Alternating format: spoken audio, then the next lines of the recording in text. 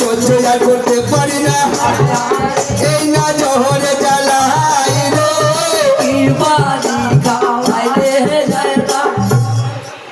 জায়দা Booker মতন ঠাপার মতন চুপ করে বসে গেছে। আমি স্বামীকে কি খাওয়াইলাম? বসের এই ওষুধ রোদ আমি খাওয়াইলাম, স্বামী তর পাইছে আর মুখের মধ্যে ফেনার মতন কাটছে। তবে কি জহর ছিল এটা? জায়দা আমার জানে না ওটা জহর ছিল। বুকার মতো জায়দায় আমার ওই না পাগল পাড়া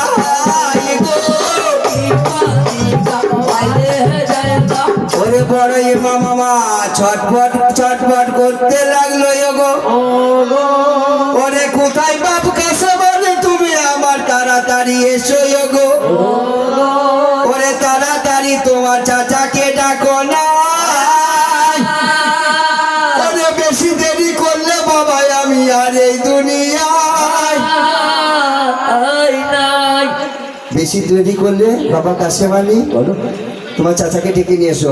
তাড়াতাড়ি তোমার চাচাকে ডেকে এনো গো। তাড়াতাড়ি চাচা তোমার এলে আমি দুটি নসিহত করে যাবো গো।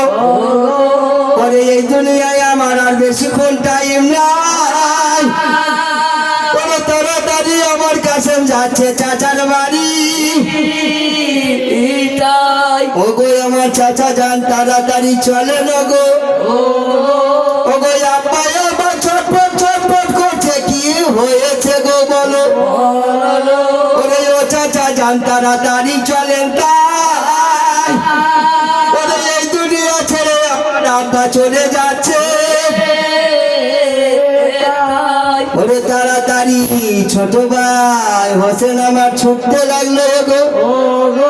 ওরে বড় ভাইয়ের কাছে গিয়ে খাচ্ছে আর বলছে তখন গো, এই জহর তোমাকে কে খাইছে বলেন বড় ভাই গো।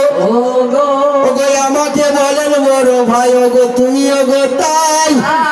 ওরে এই জহর যে খাইছে তার মাথায় আমি কাটবো। বড় ইমাম তখন বলছে, ভাই বলো, তুমি জানো না আমার নানা যে নসিহত করে গেছে, আমাদেরকে বলে গেছে। কি বলেছে? যে বড় ভাই তুমি যেদিন মারা যাবে যার